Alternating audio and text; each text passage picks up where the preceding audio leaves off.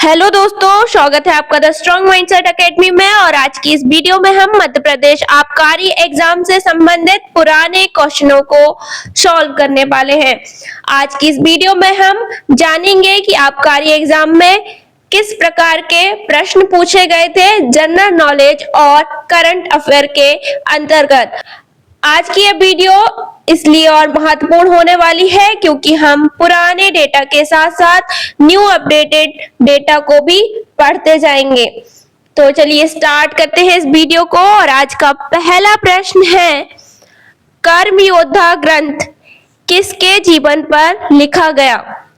Option है option A Narendra Modi, option B Rahul Gandhi, option C Droupadi Murmu, option D Subhash Chandra Bose. तो इसका सही उत्तर है ऑप्शन ए नरेंद्र मोदी। बढ़ते हैं अगले प्रश्न की ओर। और अगला प्रश्न है प्रश्न क्रमांक 2, SDG 6 का उद्देश्य किस वर्ष तक सभी को स्वच्छ जल और स्वच्छता उपलब्ध कराना है? ऑप्शन है इसके, option A 2025, option B 2030, option C 2035 या ऑप्शन डी 2040। तो इसका सही उत्तर है ऑप्शन बी 2030। SDG 6 का उद्देश्य है कि सभी को स्वच्छ जल और स्वच्छ पेयजल उपलब्ध कराया जाए। कब, किस वर्ष तक? 2030 तक। बढ़ते हैं हम अगले प्रश्न की ओर। और अगला प्रश्न है, अंडमान निकोबार विकास हेतु 265 करोड़ डॉलर की सहायता किस देश ने दी? ऑप्शन है इसके, ऑप्शन ए दक्षिण कोरिया, ऑप्शन बी रूस, ऑप्शन सी जापान या ऑप्शन डी सिंगापुर। तो इसका सही उत्तर है ऑप्शन सी जापान। जापान देश ने अंडमान निकोबार विकास हेतु 265 करोड़ डॉलर की सहायता दी है।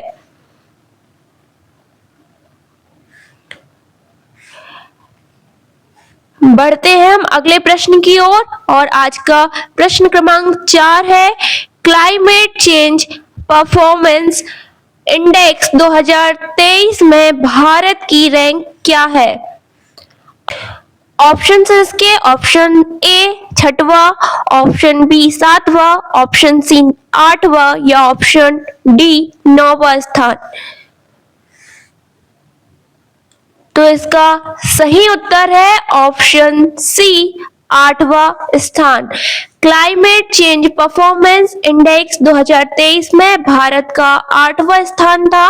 और अगर हम बात करें 2024 की, तो 2024 में 7वां स्थान और 2025 में 10वां स्थान है।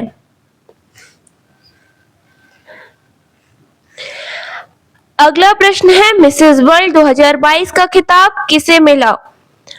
ऑप्शंस हैं, option A Sargam Kaushal, option B Caroline Jurie, option C Shaelin Ford या ऑप्शन डी जेनिफर ले। तो इसका सही उत्तर है ऑप्शन ए सरगम कौशल। सरगम कौशल भारत की है। और यहाँ हम बात कर लेते हैं मिसेस वर्ल्ड प्रतियोगिता के बारे में। तो मिसेस वर्ल्ड एक सौंदर्य प्रतियोगिता है जो विवाहित महिलाओं के लिए आयोजित की जाती है। इस प्रतियोगिता में अब तक कई महिलाओं ने खिताब जीता है, जिनमें से कुछ प्रमुख नाम हैं। 1984 में रीजी सेनानायके श्रीलंका की थी और वह पहली मिसेस वर्ल्ड थी। बात करते हैं 2001 की, तो 2001 में अदिति गोवित्रीकर ने जो है मिसेस वर्ल्ड का खिताब जीता और यह भारत की पहली महिला थी जिन्होंने मिसेस वर्ल्ड का खिताब जीता था। उसके बाद पूरे 21 साल के बाद भारत को यह खिताब वापस दिलाया किसने? सरगम कौशल। और वर्तमान की बात करते हैं हम तो 2025 की तशेगो गायले जो दक्षिण अफ्रीका की है, उन्होंने ये खिताब जीता और वह मिसेस वर्ल्ड खिताब जीतने वाली पहली अश्वेत महिला है। बढ़ते हैं हम अगले प्रश्न की ओर और अगला प्रश्न है हमारा WHO द्वारा world no tobacco day 2022 award किस राज्य को मिला? ऑप्शन है इसके, option A Uttar Pradesh, option B Karnataka, option C Jharkhand या ऑप्शन डी गुजरात।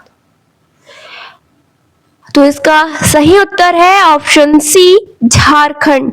2022 में यह अवार्ड झारखंड को मिला था। बात करें तो 2024 और 2025 की, तो 2024 में उड़ीसा के राज्य तंबाकू नियंत्रण प्रकोष्ठ को यह अवार्ड मिला और 2025 में कर्नाटक तंबाकू नियंत्रण प्रकोष्ठ को यह अवार्ड मिला। बढ़ते हैं अगले प्रश्न की ओर और आज का प्रश्न क्रमांक 7, सेबी की MDAC समिति की अध्यक्षता किसने की? ऑप्शन है इसके, option A Madhabi Puri Buch, option B AICTE समिति, ऑप्शन सी कंपनी कानून समिति या ऑप्शन डी व्यवसाय उत्तरदायित्व समिति। तो इसका सही उत्तर है ऑप्शन ए माधवीपुरी बुच। सेबी के वर्तमान अध्यक्ष की बात करें तो तुहिन कांता पांडे हैं। पहली महिला अध्यक्ष जो है माधवीपुरी बुच रही हैं। बढ़ते हैं हम अगले प्रश्न की ओर और अगला प्रश्न है राष्ट्रीय शिक्षा नीति की मसौदा समिति के अध्यक्ष कौन थे? ऑप्शन है इसके, option A AC Shah, option B Chandrashekhar, option C Kasturi Rangan, option D Hanumant Rao. तो इसका सही उत्तर है ऑप्शन नंबर सी के कस्तूरी रंगन। अगला प्रश्न, प्रश्न क्रमांक 9, भूरेलाल समिति किससे संबंधित है? ऑप्शंस है, ऑप्शन ए क्रिकेट सुधार, ऑप्शन बी मोटर वाहन कर, ऑप्शन सी असंगठित क्षेत्र, ऑप्शन डी बैंकिंग सुधार। तो इसका सही उत्तर है ऑप्शन नंबर बी मोटर वाहन कर। भूरेलाल समिति जिसे पर्यावरण प्रदूषण रोकथाम और नियंत्रण प्राधिकरण EPCA के अध्यक्ष के रूप में भी जाना जाता है। इसका गठन 1998 में भारत सरकार द्वारा किया गया था। इसका मुख्य उद्देश्य भारत में वायु प्रदूषण की समस्या से निपटना था, खास तौर पर दिल्ली और आसपास के क्षेत्रों में। बढ़ते हैं अगले प्रश्न की ओर और अगला प्रश्न, प्रश्न क्रमांक 10, परमार वंश की राजधानी क्या थी? ऑप्शंस हैं, option A Nagapattinam, option B Dhar, option C Barmer, option D Jodhpur. तो इसका सही उत्तर है ऑप्शन बी धार। परमार वंश के कुछ प्रमुख बातें इस प्रकार हैं कि जो परमार वंश की उत्पत्ति है वह परमार वंश को अग्निवंशी राजपूत माना जाता है। शासकीय क्षेत्र क्या है इनके? उन्होंने मालवा, उज्जैन, धार, आबू पर्वत और सिंधु के निकट अमरकोट जैसे क्षेत्रों पर शासन किया। मुख्य रूप से मालवा क्षेत्र बताया जाता है इनका जहां शासन रहा। उसके बाद इनकी राजधानी, परमार वंश की प्रारंभिक राजधानी उज्जैन थी। बाद में इसे कहां स्थानांतरित कर लिया गया था? धार। महत्वपूर्ण शासक कौन रहे हैं परमार वंश के? उपेंद्र या कृष्णराज को परमार वंश का संस्थापक माना जाता है। सम्राट अशोक इस वंश के सबसे प्रसिद्ध शासक थे। पतन 1305 ईस्वी में महाकाल देव के शासक बनने के बाद परमार वंश का पतन हो गया, यानी अंतिम शासक कौन था? महाकाल देव।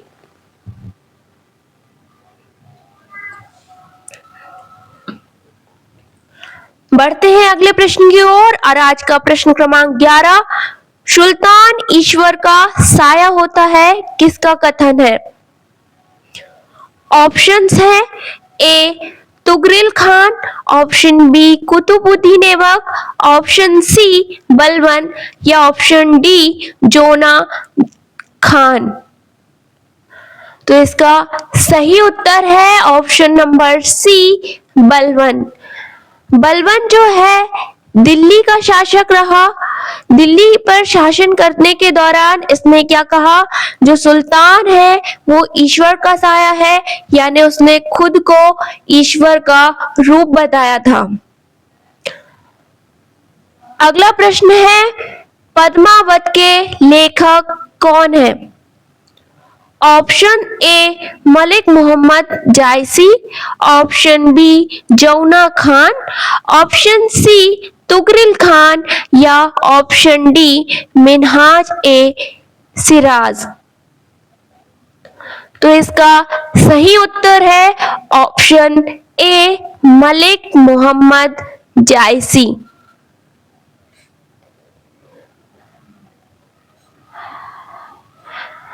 अगला प्रश्न है प्रश्न क्रमांक 13, पानीपत की तीसरी लड़ाई में मराठों ने किससे युद्ध किया? ऑप्शंस हैं option A Ahmad Shah Abdali, option B Nadir Shah, option C Sher Shah Suri या ऑप्शन डी ब्रिटिश। तो इसका सही उत्तर है option number A Ahmad Shah Abdali. Panipat की युद्धों के बारे में बात करें तो पानीपत की पहली लड़ाई 1526 में हुई थी। यह लड़ाई 21 अप्रैल 1526 को बाबर और इब्राहिम लोधी के बीच लड़ी गई थी। बाबर जो कि काबुल का शासक था ने दिल्ली सल्तनत के सुल्तान इब्राहिम लोधी को हराया। इस युद्ध में बारूद, अग्निशमक यंत्रों और मैदानी तोपखाने का इस्तेमाल किया गया था, जो उस समय के लिए एक नया और महत्वपूर्ण विकास था। इस जीत के साथ बाबर ने भारत में मुगल साम्राज्य की नींव रखी थी। उसके बाद पानीपत की दूसरी लड़ाई 1556 में हुई थी। यह लड़ाई 5 नवंबर 1556 को अकबर और हैमू के बीच हुई थी। हैमू उत्तर भारत के हिंदू राजा थे जिन्होंने दिल्ली पर कब्जा कर लिया था, लेकिन अकबर की सेना ने उन्हें हराया और इस युद्ध में अकबर की जीत हुई और मुगल साम्राज्य का पुनः स्थापित हो गया। उसके बाद पानीपत की तीसरी लड़ाई 1761 में हुई थी। यह लड़ाई 14 जनवरी 1761 को मराठा साम्राज्य और अहमद शाह अब्दाली के नेतृत्व में अफगानों के बीच हुई थी।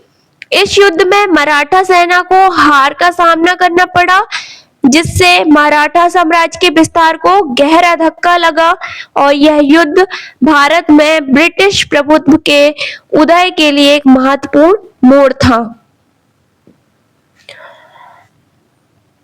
बढ़ते हैं हम अगले प्रश्न की ओर और आज का प्रश्न क्रमांक 14 है, निम्न में से कौन सी रिपोर्ट वर्ल्ड बैंक द्वारा जारी नहीं की जाती? ऑप्शन है option A world development report, option B international डेब्ट statistics, option C ease of doing business report, option D world economic outlook. तो इसका सही उत्तर है option D world economic outlook. विश्व बैंक द्वारा जारी की जाने वाली अन्य महत्वपूर्ण रिपोर्टें कौन कौन सी हैं? कमोडिटी मार्केट आउटलुक, यह रिपोर्ट मुख्य कमोडिटी समूह के बाजार विश्लेषण प्रदान करती है। विश्व बैंक की वार्षिक रिपोर्ट, यह रिपोर्ट बैंक की गतिविधियों और प्रदर्शन का सारांश प्रदान करती है। विभिन्न क्षेत्रों और देशों पर रिपोर्ट, विश्व बैंक विभिन्न क्षेत्रों और देशों पर केंद्रित विशेष रिपोर्ट भी प्रकाशित करता है, जैसे कि शिक्षा, स्वास्थ्य और जलवायु परिवर्तन। अगला प्रश्न, जोखिम वाली कंपनियों में निवेश करने वाला व्यक्ति क्या कहलाता है? ऑप्शंस है, ऑप्शन ए बुल निवेशक, ऑप्शन बी एंजल निवेशक, ऑप्शन सी रणनीतिक निवेशक या ऑप्शन डी गॉड निवेशक। तो इसका सही उत्तर है ऑप्शन बी एंजल निवेशक। अगला प्रश्न, प्रश्न क्रमांक 16, जीएनपी का अर्थ क्या है? ऑप्शंस है, ऑप्शन ए सकल राष्ट्रीय उत्पाद, ऑप्शन बी वैश्विक राष्ट्रीय उत्पादन, ऑप्शन सी कुल घरेलू उत्पादन या ऑप्शन डी लाभ राष्ट्रीय उत्पादन। तो इसका सही उत्तर है ऑप्शन ए सकल राष्ट्रीय उत्पादन। जीएनपी का फुल फॉर्म है ग्रॉस नेशनल प्रोडक्ट्स। बढ़ते हैं अगले प्रश्न की ओर। अगला प्रश्न, प्रश्न क्रमांक 17, जीएसटी परिषद का अध्यक्ष कौन होता है? ऑप्शंस है, ऑप्शन ए वित्त मंत्री, ऑप्शन बी प्रधानमंत्री, ऑप्शन सी वित्त सचिव या ऑप्शन डी नीति आयोग। तो इसका सही उत्तर है ऑप्शन ए वित्त मंत्री। यहां इसकी कुछ डिटेल देखेंगे कि जीएसटी परिषद के कुल 33 सदस्य हैं, जिनमें 2 संघ के हैं और शेष 31 राज्य और केंद्र शासित प्रदेशों से हैं। जीएसटी परिषद की अध्यक्षता आमतौर पर केंद्रीय वित्त मंत्री करते हैं। इस प्रकार वर्तमान श्रीमती निर्मला सीतारमण जीएसटी परिषद की अध्यक्ष है। अगला प्रश्न, प्रश्न क्रमांक 18, चुनाव आयोग का उल्लेख संविधान के किस अनुच्छेद में है? तो इसके ऑप्शंस है, option A 328, option B 324, option C 369 या ऑप्शन डी 311।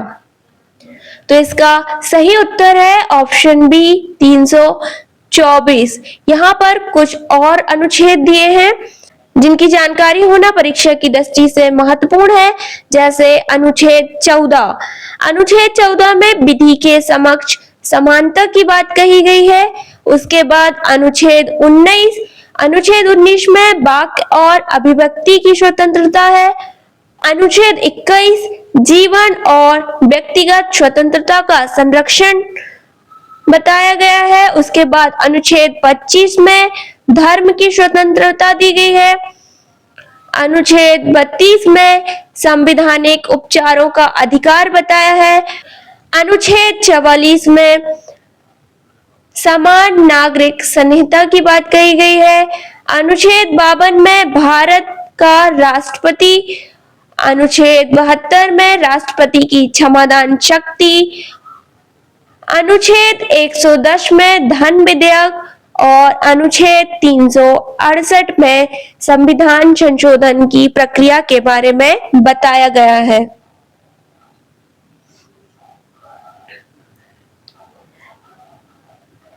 अगला प्रश्न, नशीले पेयों पर रोक लगाने की बात किस अनुच्छेद में है?